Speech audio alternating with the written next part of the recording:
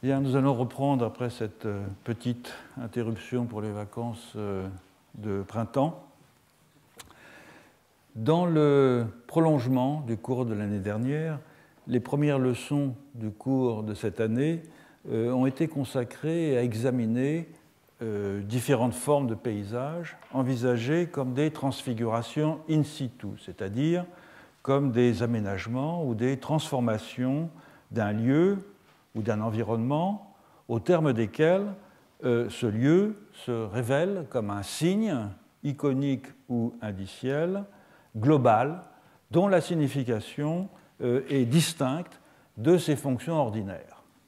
J'ai commencé par les essarts et par les rizières d'Asie du Sud-Est. J'ai poursuivi par l'écosystème andin et par la façon dont il est conceptualisé par les populations tant précolombiennes que contemporaines. Et j'ai poursuivi par le paysage en Australie tel qu'il est perçu par les aborigènes comme la trace de l'action accomplie par des prototypes totémiques.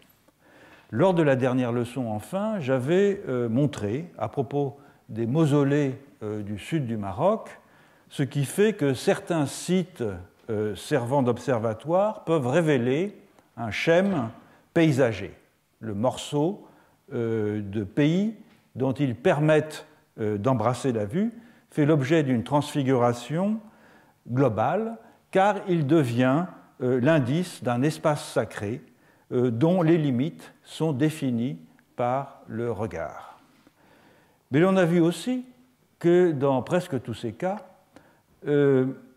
la transfiguration in situ n'était pas complètement dissociable de la transfiguration in visu, c'est-à-dire d'images figurant à une autre échelle des sites ou des environnements afin d'en révéler le schème visuel qui fait signe.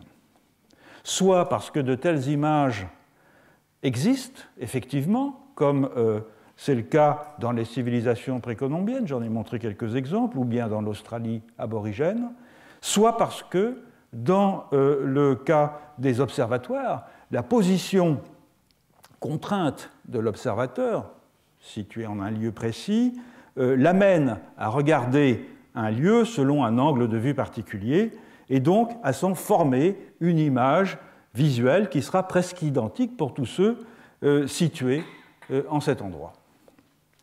Je voudrais à présent consacrer les dernières leçons de ce cours à la transfiguration in visu, proprement dite, c'est-à-dire à la représentation paysagère telle qu'elle est classiquement entendue, mais dans des formes qui ne sont pas conventionnelles. Au lieu de m'intéresser donc aux tableaux, aux peintures sur rouleau, aux dessins, aux fresques caractéristiques de la figuration paysagère en Europe et en Extrême-Orient, je vais m'attacher aux images de paysages en 3 dimensions, c'est-à-dire aux modèles réduits figurant un morceau du monde à une autre échelle.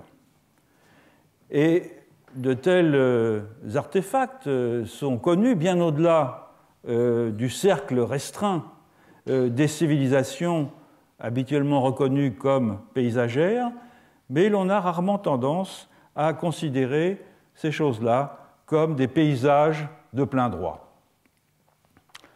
La caractéristique du paysage comme une transfiguration in visu, c'est qu'il est presque toujours à une échelle plus réduite que la portion d'espace qu'il transfigure. Et c'est ce qu'il distingue en particulier de la transfiguration in situ, dans laquelle il arrive certes parfois que l'objet transfigure une réalité plus vaste, par exemple un jardin qui va représenter le macrocosme, mais où, en général, le paysage aménagé est souvent à la même échelle que ce dont il est le signe. Et c'est aussi ce qui distingue la transfiguration in visu d'autres sortes de figurations conventionnelles des objets du monde, qui sont souvent soit à la même échelle que ce qu'elles représentent, soit légèrement plus petites, soit légèrement plus grandes. Donc la question c'est qu'est-ce que le changement d'échelle apporte de spécifique dans la relation au monde et qu'y a-t-il de singulier du point de vue du changement d'échelle dans la transfiguration in visu. Alors on peut revenir pour cela aux remarques pénétrantes de Lévi-Strauss dans La pensée sauvage que j'avais déjà évoquées dans une leçon il y a 3 ans. Je rappelle que dans ce chapitre de la pensée sauvage, Lévi-Strauss, commentant la façon très minutieuse dont Clouet a dépeint une collerette dans son portrait d'Élisabeth d'Autriche, Lévi-Strauss développe l'idée que l'émotion esthétique que nous ressentons en contemplant une œuvre vient de ce qu'il s'agit d'un modèle réduit. Et même lorsqu'il n'y a pas réduction d'échelle, en effet, argumente Lévi-Strauss, toute figuration graphique ou plastique renonce nécessairement à certaines dimensions de ce qu'elle figure. La peinture renonce au volume, la sculpture renonce aux impressions olfactives et tactiles, et toutes deux renoncent à la dimension temporelle du prototype qu'elle figure.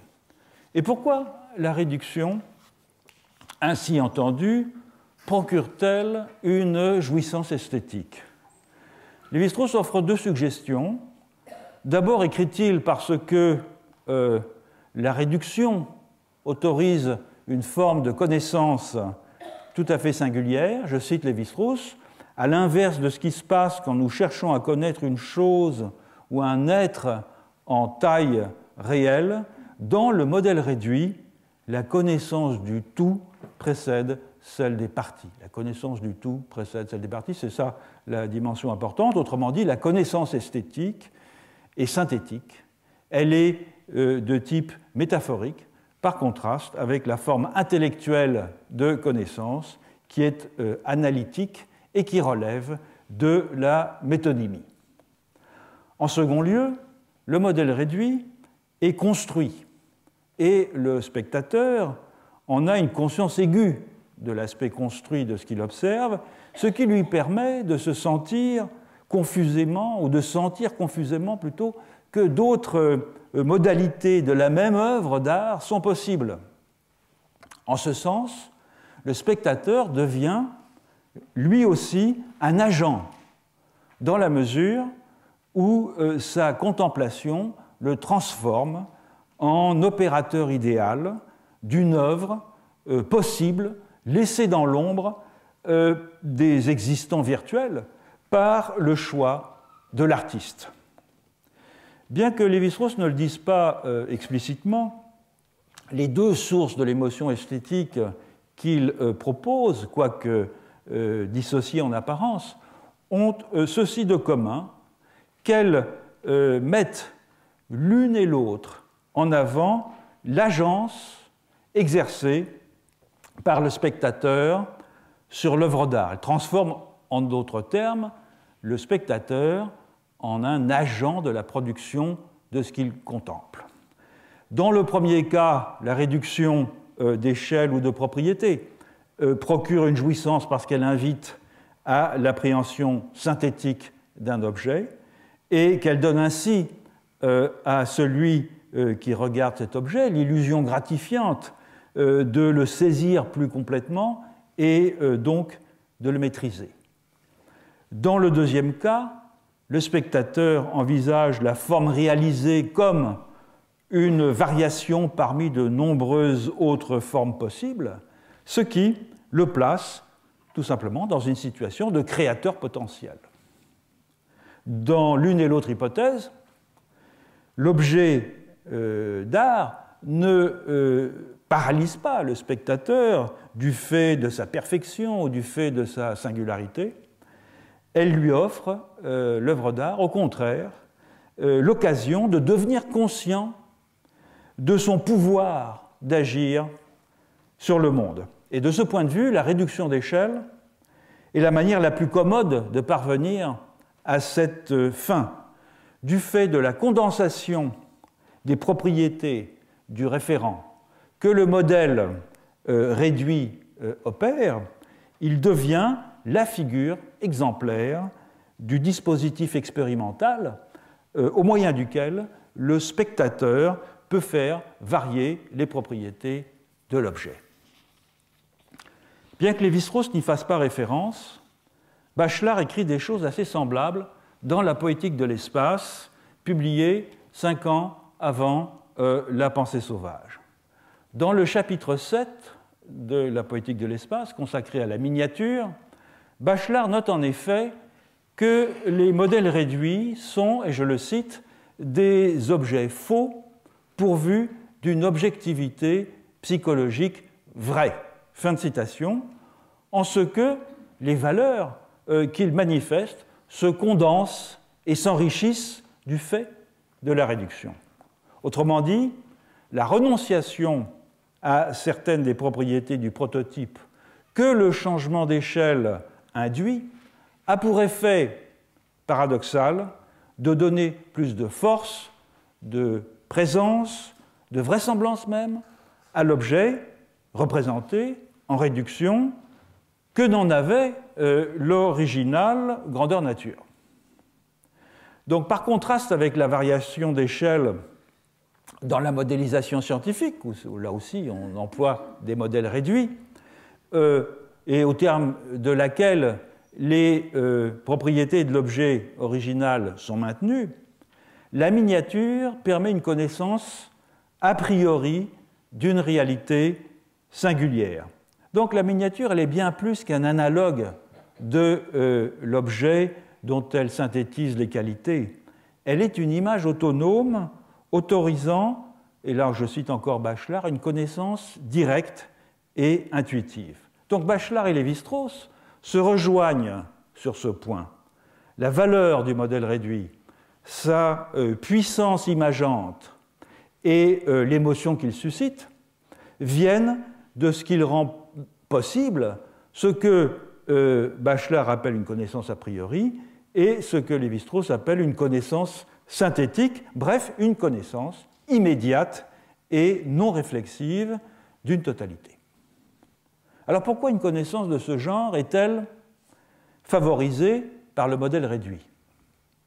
On a vu que Lévi-Strauss répond à cette question en faisant valoir que le modèle réduit, entendu au sens le plus large d'une réduction des propriétés du prototype, sollicite l'agence du spectateur car elle lui permet de saisir plus complètement l'objet, voire d'en proposer une version alternative.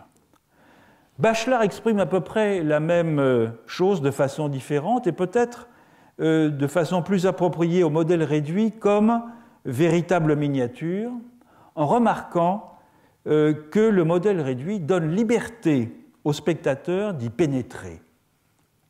On entre dans une miniature, on s'y déplace à sa guise, on appréhende pleinement l'objet grâce, et je cite encore Bachelard, grâce à la libération de toutes les obligations des dimensions, libération qui est la caractéristique de l'activité d'imagination. Fin de la citation de Bachelard. Donc en changeant d'échelle, en s'immergeant dans le détail auparavant inaperçu, on élimine le monde familier aménagé à nos mesures et, pour reprendre une autre formule de Bachelard, on récupère un regard frais devant un objet neuf. Dit dans mes propres termes, qui ne sont pas tout à fait ceux de Bachelard, la réduction d'échelle est en elle-même un processus de transfiguration in visu qui permet de voir différemment ce que la miniature représente. Mais le changement d'échelle ne suffit pas en soi à définir un paysage. Quels sont les effets propres du processus de miniaturisation iconique lorsque il s'applique à un vaste morceau du monde visible, un fragment de pays ou de territoire, un milieu fréquenté par les humains. Bref, qu'est-ce qui fait de la figuration d'un paysage un modèle réduit d'un genre particulier?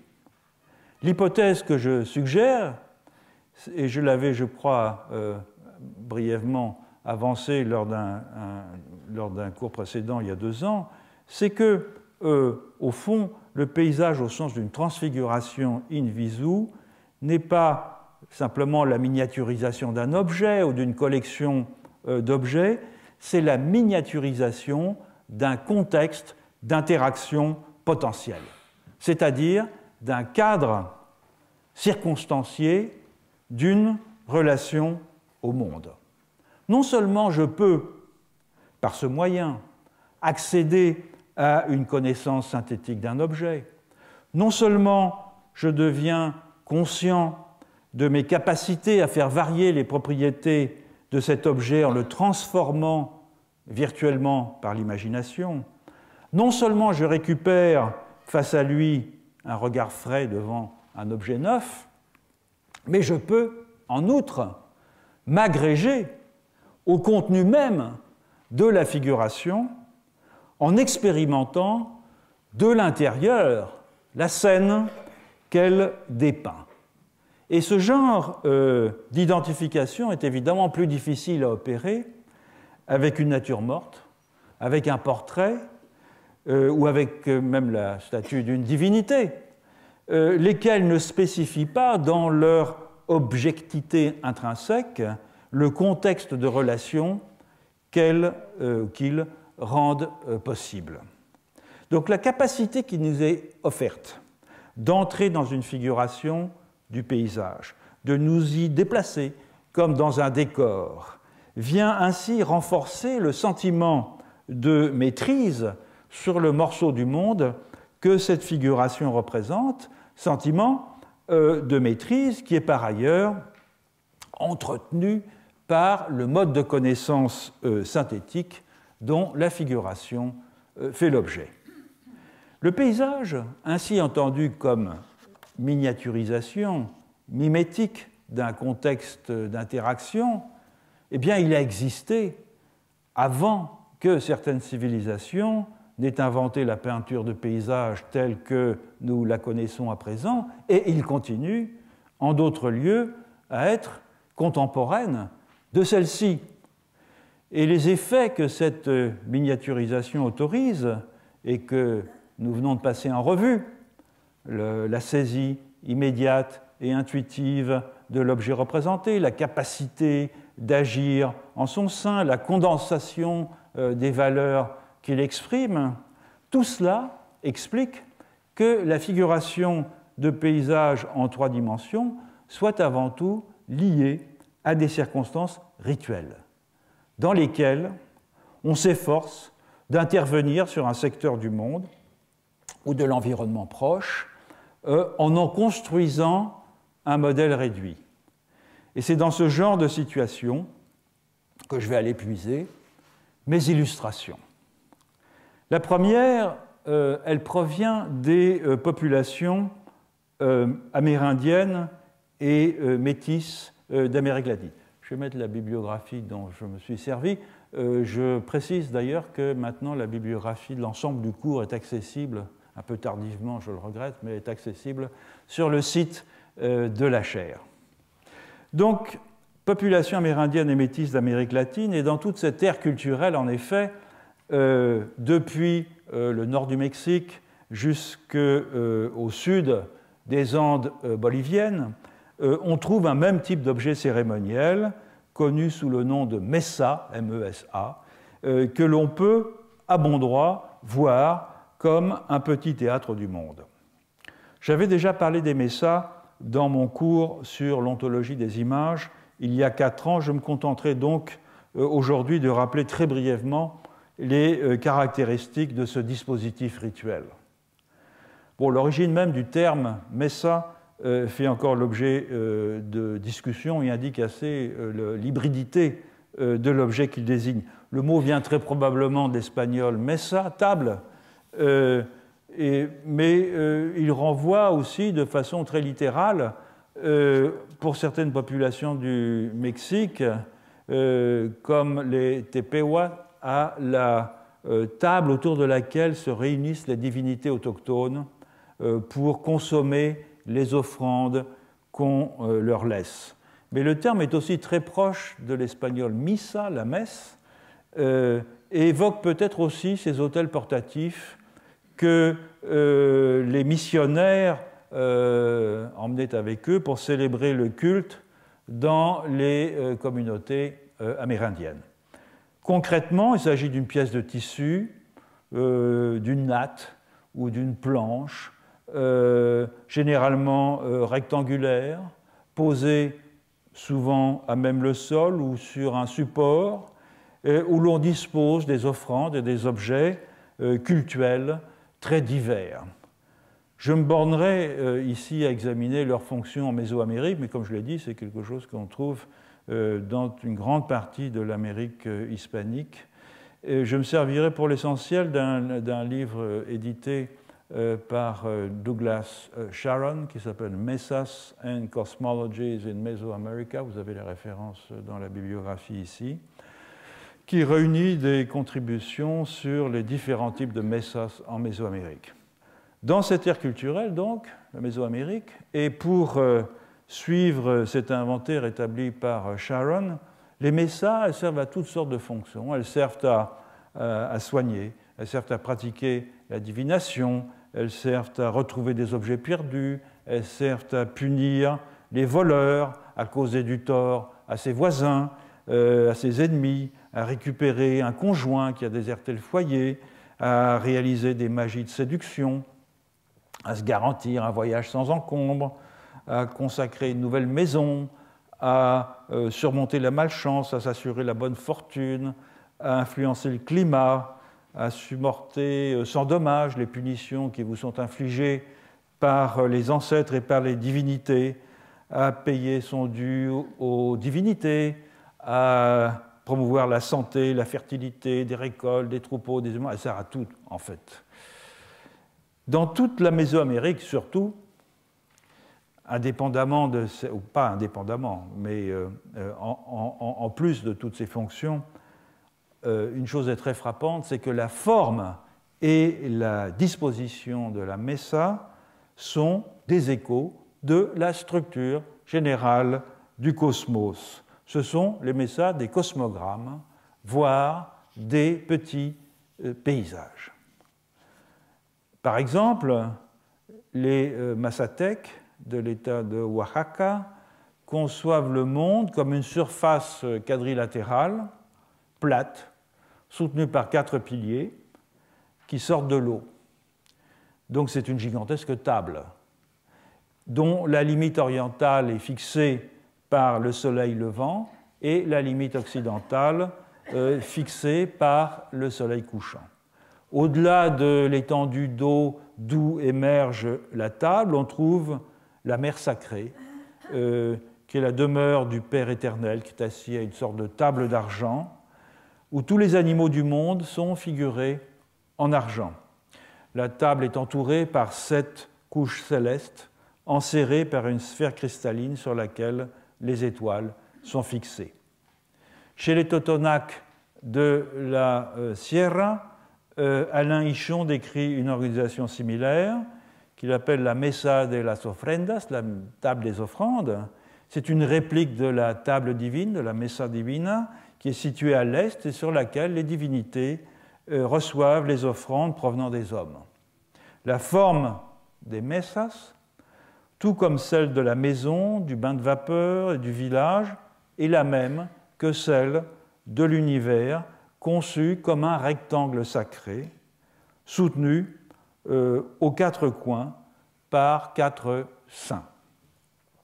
Bref, dans toute l'ère mésoaméricaine, on pourrait multiplier les exemples à l'infini, les mesas sont vus comme des répliques miniatures d'un cosmos stratifié dans lequel le plan de la Terre se situe à mi-chemin entre un monde céleste et un monde chtonien, interconnectés par un axis mundi qui prend la forme généralement d'un arbre ou d'une montagne. Selon la formule de Sharon, je le cite, c'est un monde dans lequel tout est connecté et interdépendant, tout est animé par un principe général de vie.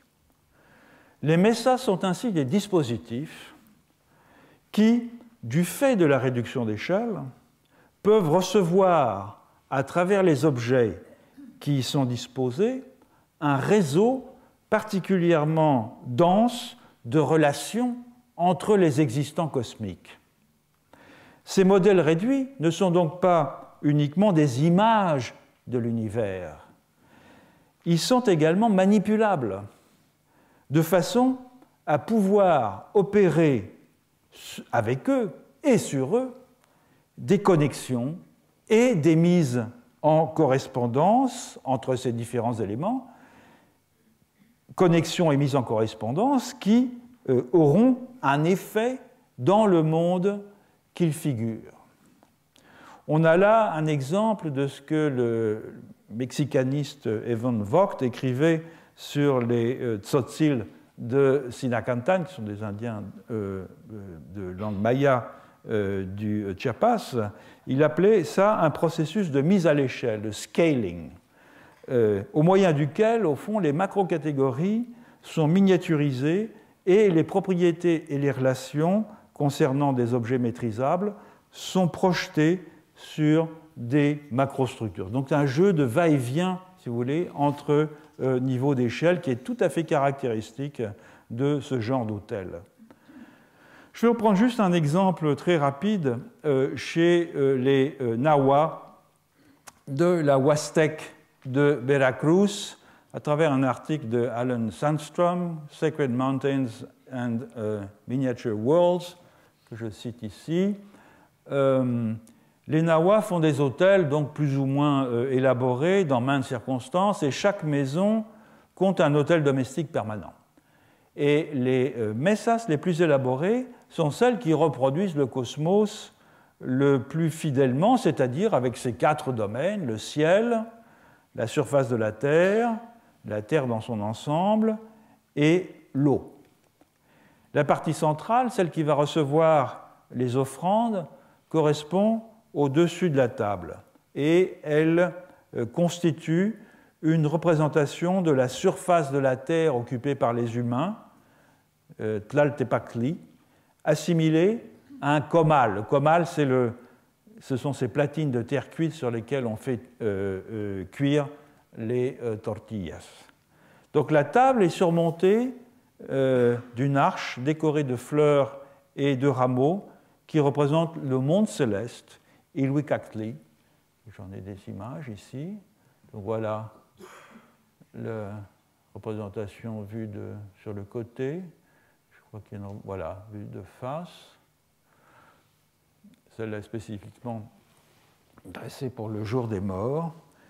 Les constructions végétales en étoiles qui sont disposées sur l'arche sont précisément ceux-là, ce sont des étoiles, Citlamech, qui sont chargées de veiller sur les gens durant l'absence du soleil. Parfois, le soleil est figuré par un disque de papier qui est fixé au sommet de l'arche. Et lors des rituels pour la venue de la pluie, des bâtons sont posés contre l'arche. Ce sont les cannes avec lesquelles les esprits de la pluie frappent le sol pour faire résonner le tonnerre. Le troisième secteur de la mesa, sous la table, figure la terre, tlali, c'est-à-dire tout ce qui se situe sous la surface de la croûte terrestre. Et là, les officiants y déposent des effigies en papier découpé, représentant les esprits bénéfiques de la terre, à qui l'on doit des récoltes généreuses lorsque tout va bien, et lorsqu'on a bien accompli, bien sûr, le rituel. Cette technique des effigies en papier, qui est très caractéristique, vous le savez sans doute, des populations Nahua, qui sont découpées avec des ciseaux, qui est encore très vivace dans plusieurs groupes ethniques du centre-est du Mexique, était jadis commune à toute la Mésoamérique, et les spécialistes rituels les confectionnent afin de représenter toutes sortes d'esprits bienveillants ou maléfiques, sous la forme de petits humanoïdes dont on doit prendre soin de figurer les attributs distinctifs pour les distinguer, bien sûr, les uns des autres. Par exemple, des épis et des feuilles de maïs sortent des flancs chez l'esprit du maïs. Des esprits pathogènes des morts sont représentés avec des cornes et des trous dans la cage thoracique comme un squelette.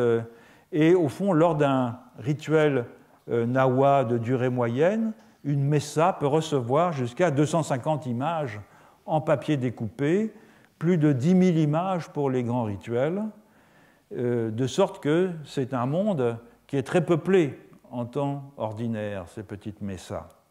Le quatrième domaine, c'est l'eau, qui est souvent représentée par un pot rempli d'eau, tout simplement, d'où émerge une bougie allumée que l'on pose sur ou sous la messa. Dans ce cosmos miniature, donc, l'officiant va placer des offrandes de nourriture, de boissons, d'encens, de tabac aux endroits appropriés, de façon à ce que les esprits de chaque classe, attirés par leurs images, viennent dans les secteurs du microcosme où on les convoque et où leur action s'exerce afin de consommer ce que les hommes leur ont donné et de repartir ensuite pour accomplir leur office dans le macrocosme. Donc ces offrandes ont sans nul doute une fonction oblative, comme c'est le cas dans toutes les messas de l'Amérique indigène, mais elles sont aussi pour les humains comme une sorte d'appoint qui leur permet d'attirer dans l'espace de l'autel, dans l'espace du microcosme, les divinités les plus diverses pour qu'elles s'accordent, pour qu'elles concourent ensemble à un fonctionnement harmonieux du cosmos. Donc deux traits sont très frappants dans ces messas mésoaméricaines. C'est d'une part l'hétérogénéité et l'accumulation des composantes du monde figuré, et d'autre part le caractère très répétitif des opérations rituelles qui y sont menées, comme si, au fond, la nature itérative des manipulations avait pour effet, sinon de réduire la diversité des éléments du monde, du moins de les inciter à entrer en résonance et, en quelque sorte, à vibrer à l'unisson. Alors, peut-on parler ici d'un paysage au sens d'une transfiguration in visu? Il me paraît que oui, puisque la messa mésoaméricaine est une représentation iconique à une autre échelle des différentes strates et composantes du monde, animées en outre, dans le cas nawa par exemple, au moyen d'une foule de personnages singuliers qui reproduisent dans la scène miniature les actions et les interactions que les humains attendent d'eux. Dans certains cas, sont ajoutés des éléments de la topographie locale qui viennent particulariser la structure en 3 étages, céleste, terrestre et chtonien, et lui donner plus de vraisemblance. Telle montagne, tel lac, telle grotte, représentée de façon stylisée sans doute, mais situés avec exactitude les uns par rapport aux autres, afin de centrer la figuration des lieux et des activités qui s'y déroulent sur le territoire reconnaissable de la communauté qui a édifié la messa. Dans certains autels mésoaméricains, on note en outre un effet d'englobement ou d'enchâssement d'échelle, dans lequel le paysage miniature est lui-même intégré dans un cosmos en réduction, et le résultat de ce mouvement de coulisses revient au fond à intégrer une transfiguration in visu ou in visu dans une transfiguration in situ. Et c'est ce qu'on va voir maintenant avec un autre exemple qui est celui des Hopis, dont j'ai déjà parlé dans une leçon précédente. J'avais noté dans cette leçon, je crois que c'était la dernière, que la présence chez les Hopis d'observatoires calendaires fixes permettant de repérer sur la ligne d'horizon des marqueurs de lever et de coucher de soleil ne constituait pas en soi un indice suffisant d'un schème paysager, mais j'avais ajouté que les opérations de miniaturisation rituelle du monde auxquelles les Hopis se livrent dans la kiva avaient en revanche toutes les apparences d'une transfiguration paysagère. La kiva, c'est quoi? C'est une chambre souterraine, rectangulaire, principalement utilisée à des fins cérémonielles, et pas uniquement, à laquelle on accède par une étroite échelle descendant d'une sorte d'écoutille ménagée dans le plafond, écoutille qui est bordée à l'extérieur par une haute margelle maçonnée.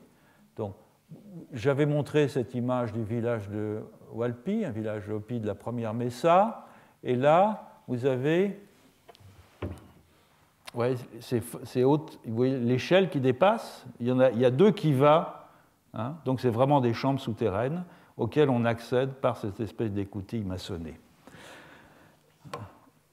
Chaque pueblo Hopi contient plusieurs kivas qui sont généralement édifiés par des sociétés cultuelles, par des groupes de filiation, par des individus importants dont les kivas portent le nom et qui en ont l'usage ordinaire. On célèbre des rituels dans les kivas, mais aucune d'entre elles n'a de fonction exclusivement religieuse. C'est aussi un lieu de réunion masculin, quasiment un club, où l'on se réunit l'hiver, notamment pour se protéger du froid mordant, où l'on se délasse et où les hommes peuvent tisser sur leur métier à ceinture en bavardant. Chaque kiva est dirigé par un chef. C'est un office qui est hérité de à neveu utérin, et c'est à ce chef que revient la charge de l'entretien de la kiva, mais aussi de la responsabilité de la filiation de nouveaux membres, puisque ce sont des sociétés à la fois religieuses et évidemment cultuelles. La présence des femmes dans la kiva n'est pas prohibée, mais elles n'y vont que rarement, pour assister à des cérémonies publiques, par exemple, ou bien pour conduire certains rituels qui sont propres aux sociétés cultuelles féminines. Il y en a quelques-unes, et d'ailleurs les illustrations qu'on va voir, c'est un rituel spécifique d'une société cultuelle féminine, et en général les hommes sont exclus de ces assemblées féminines. Alors tous les ethnographes des Hopis, et ça commence dans le dernier tiers du XIXe siècle, ont noté que la kiva est un cosmos en miniature dont la structure se décompose en strates correspondant à des étages du monde et récapitulant les étapes de la genèse du monde. Je vais prendre ici le plan de la kiva qui a été fait par Patrick Pérez, à qui j'ai fait référence dans son petit livre sur les Hopis lors d'une leçon précédente. Donc sur le sol, au centre de cette chambre souterraine, on trouve toujours une cavité bouchée par un couvercle de bois que l'on ouvre lors des cérémonies. C'est ça, c'est le sipapu,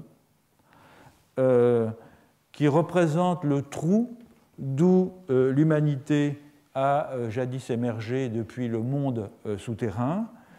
C'est le lieu de résidence d'une divinité, Miyuwingwa, qui est le dieu Nadir, Nadir au sens de l'opposé du zénith, qui est le créateur de la vie.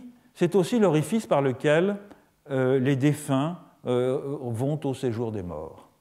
Donc ouvrir le Sipapu lors des rituels permet de rétablir la continuité avec le monde chtonien, avec le temps des origines et avec les trépassés. Le sol de la kiva est bordé au sud par une estrade maçonnée, où se déroulent certains rituels, et le long des autres murs, elle est bordée par des banquettes de pierre qui sont figurées ici. Elles sont creuses et l'on y entrepose les masques et le matériel nécessaire aux cérémonies.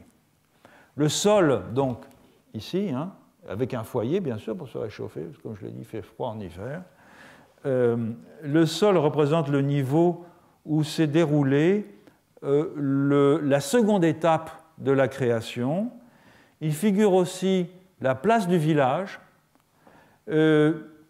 ceinturée par l'estrade et par les banquettes qui représentent les maisons du village, tandis que les murs sont assimilés aux parois du monde. L'estrade et les banquettes correspondent en outre au troisième stade de la création, c'est-à-dire le stade au cours duquel les animaux furent créés, et lors des cérémonies du Nouvel An, des effigies d'animaux sont disposées sur l'estrade pour reproduire ce moment de la Genèse. L'échelle qui débouche sur le sol du village, donc en haut, s'appuie toujours sur l'estrade, jamais sur le sol, et elle est toujours en pin aussi, et elle est le symbole de la troisième étape de la création, parce que l'on dit dans la Genèse que les humains sont passés du troisième monde au quatrième monde, celui qu'ils occupent actuellement, par une échelle de pin. En outre, cette échelle de pin est assimilée au bambou de l'émergence. Le bambou, c'est ce qui a permis aux humains de grimper depuis l'inframonde initial vers le monde qu'ils occupent à l'heure actuelle, les barreaux du bambou correspondant les barreaux de l'échelle plutôt correspondant aux nœuds du bambou.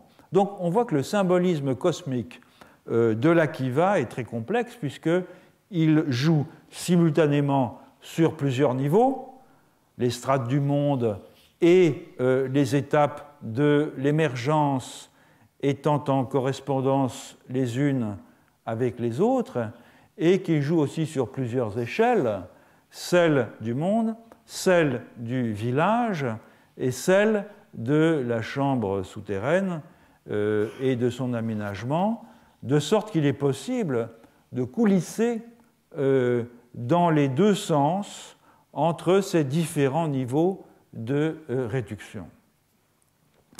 Mais si la kiva est un modèle réduit qui joue sur les variations d'échelle spatiale et temporelle, les rituels qui s'y déroulent manifestent de façon évidente une volonté identique de miniaturisation.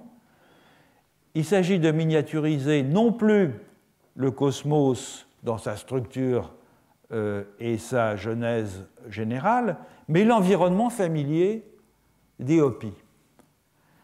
Les Hopis passent dans la littérature ethnographique pour des ritualistes obsessifs, et c'est une réputation qui est tout à fait méritée.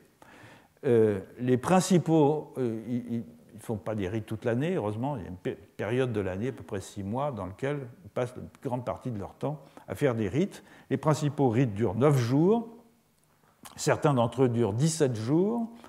Ils sont annoncés publiquement quelques jours auparavant, et durant toute leur durée, seuls les membres du groupe concerné par la cérémonie ont le droit de pénétrer dans la kiva où elle se déroule, encore qu'il y a aussi des rites qui se passent, bien évidemment, en plein air.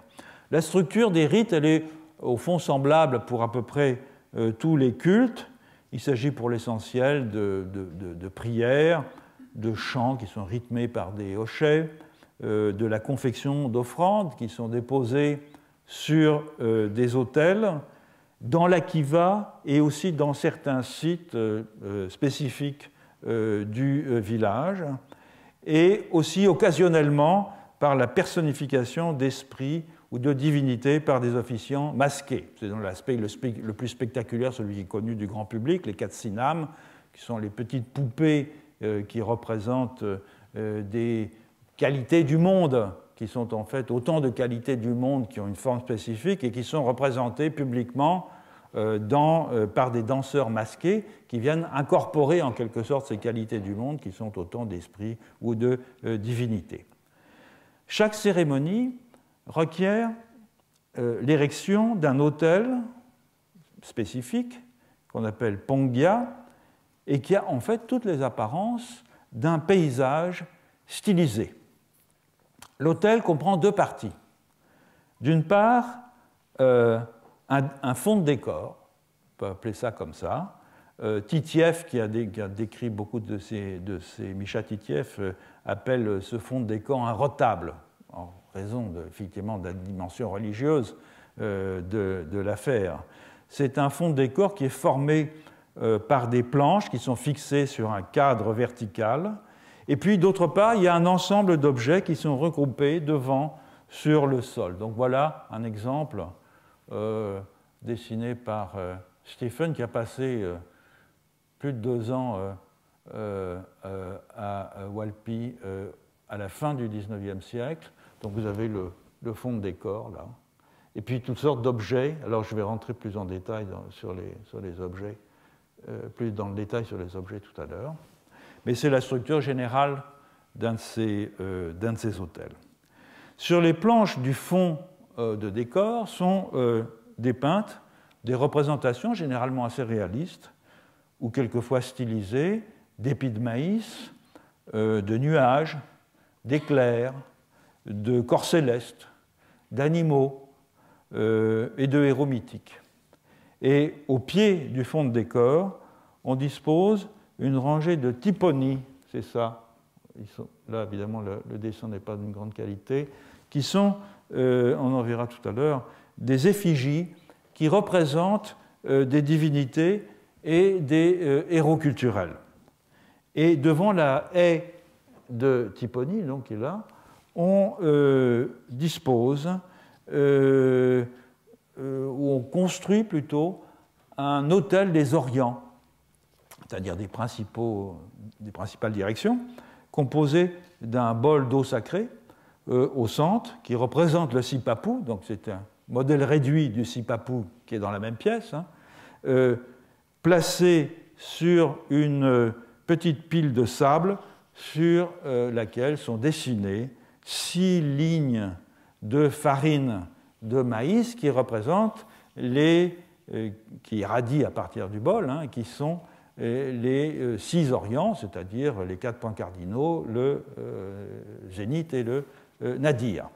Et sur chacune de ces lignes sont disposés des bracelets de plantes, des plumes, des cristaux, des figurines animales en pierre, des galets de couleurs, des graines, bref, une manière de récapitulation du monde dans toute sa diversité, du monde pour les Hopis, bien sûr. Enfin, une image faite de sable de différentes couleurs est souvent réalisée par un haut dignitaire, un officiant, devant l'autel des Orients, et leurs thèmes sont en général les mêmes que ceux qui sont dépeints sur les fonds de décor. Les Hopis ne sont pas aussi fameux que les Navajos pour les peintures de sable, mais ils les font quand même de manière assez systématique dans la plupart de ces rituels. Voilà un exemple, toujours pour le même autel, le même culte de Mamsrauti. On voit donc ici la rangée des typonies, ce sont ces effigies, et puis ici le tas de sable, et puis des plantes, etc. Si on examine attentivement le fond de décor de l'autel, pour cette cérémonie féminine du Mamsraothi, on peut distinguer plusieurs motifs qui font référence à des aspects de l'environnement. Alors, par exemple, 2 et 3, ici, ce sont des montagnes. Ça, c'est ce qu'on appelle la planche nuage. Ce sont donc des nuages, et ça, ce sont des cirrus. On a ici la planche pluie, une figuration de la pluie. En 11, on a les jeunes éclairs, c'est ça. Les jeunes éclairs qui sont des éclairs de faible intensité qui annoncent des ondées légères.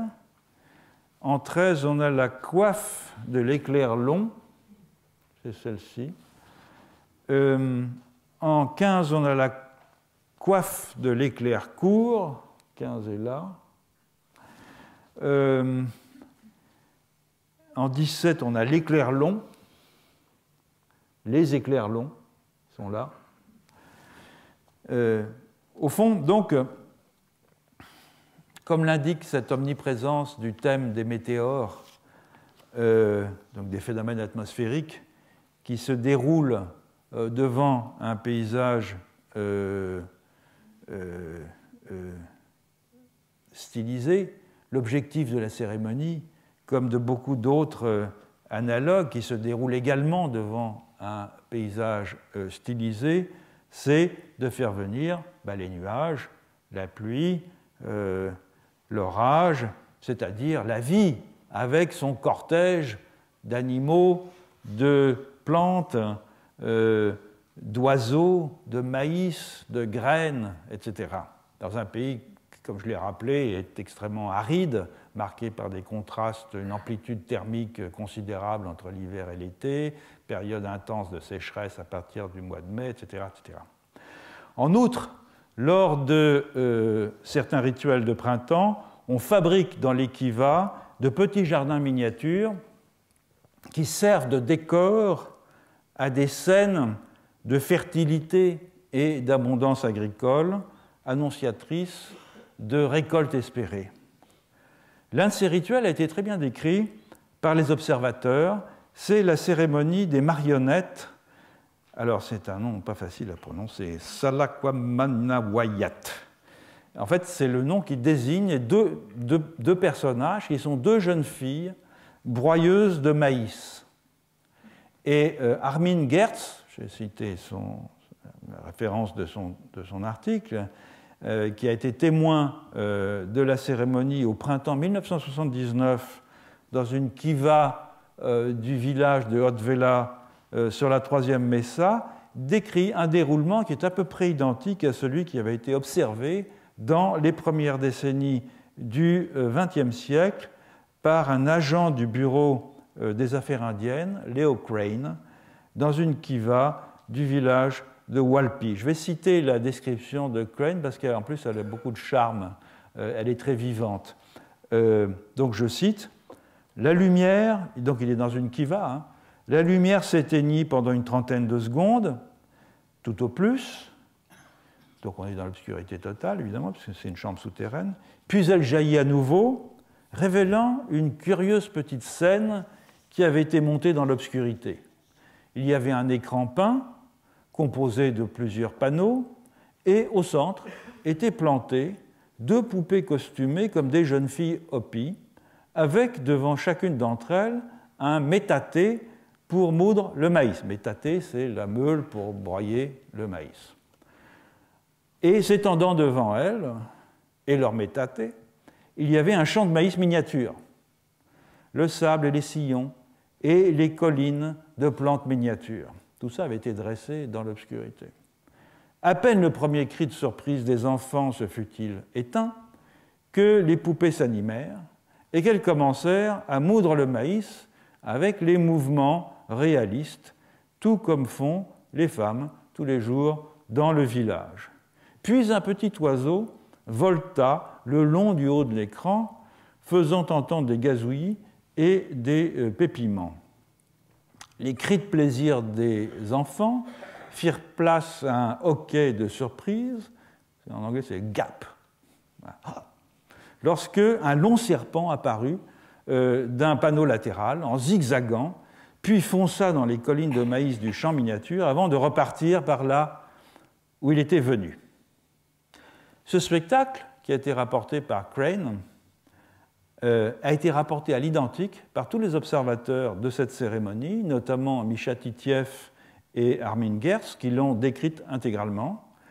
Il s'agit donc d'une scène se déroulant dans le décor réaliste d'un paysage miniature, analogue à bien des égards à un spectacle de marionnettes européen, y compris avec le désir qu'on a de surprendre les enfants, à la différence notable que les deux poupées sont dites vivantes par les Hopis, qu'elles sont traitées comme des enfants véritables par ceux qui les possèdent, tant au cours du rituel que hors du rituel. C'est-à-dire qu'on les couche, on les nourrit, etc., etc.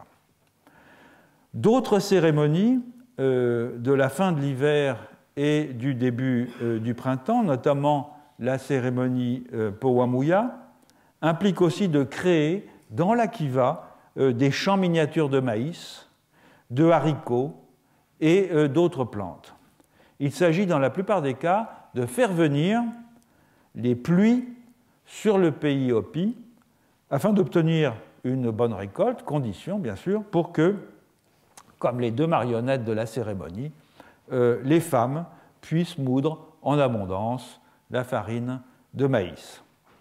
Donc le petit théâtre érigé dans la kiva, avec son décor, avec ses personnages, avec ses accessoires, est bien une transfiguration in visu, un modèle réduit, réaliste, non pas du monde ou d'un site particulier, mais de l'environnement quotidien des Hopis, le cadre des travaux et des jours, bref, un paysage tout à fait légitime, à tout le moins si l'on accepte de voir un paysage dans une scène de théâtre censée se dérouler dans la nature.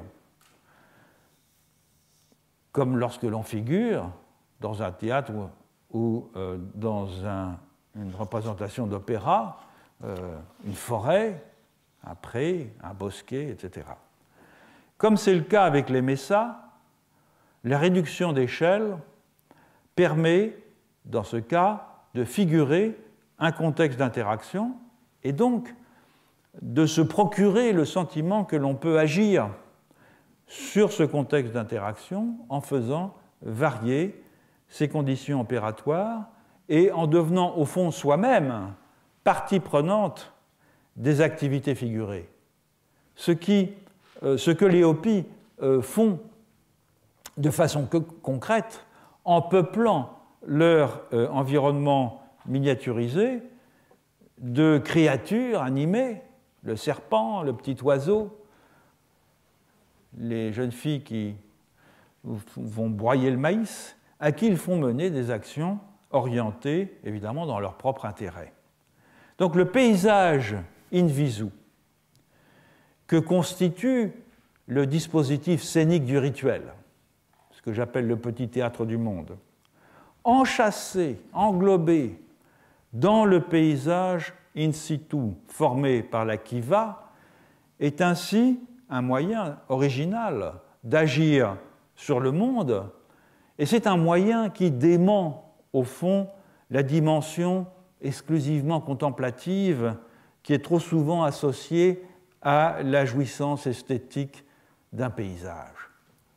Il se pourrait même, au fond, que le paysage soit d'abord et avant tout cela, une façon originale d'agir sur le monde par la représentation, et que le paysage auquel nous sommes accoutumés ne représente qu'une sécularisation tardive de cette opération.